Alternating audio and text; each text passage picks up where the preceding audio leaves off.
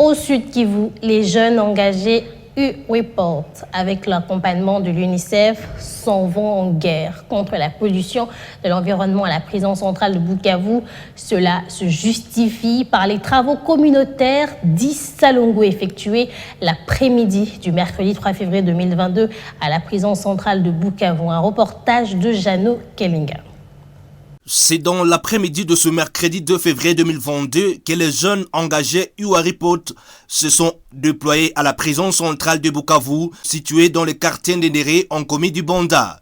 L'objectif de cette descente est de contribuer à l'assainissement de ce milieu carcéral, gage d'une citoyenneté responsable et humanitaire à l'égard de leurs semblables privés de liberté. Visiblement en tenue de U-Report, ces jeunes de différentes organisations locales ont accompli de travaux d'assainissement avec les outils aratoires à leur possession, d'où des herbes aux alentours du bâtiment de la prison ont été coupées et le lieu respire un air frais.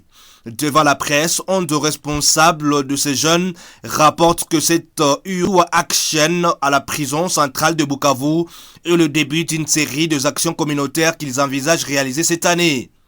Bien que ne se livrant pas à la presse pour des raisons d'ordre professionnel, le directeur de la prison centrale de Bukavu dit être émerveillé de l'acte posé par les compatriotes regroupés dans U-Report. Celui-ci les invite à repasser de temps à autre car l'administration de la prison centrale de Bukavu est ouverte et quiconque a une contribution patriotique peut passer mais dans le respect des règlements.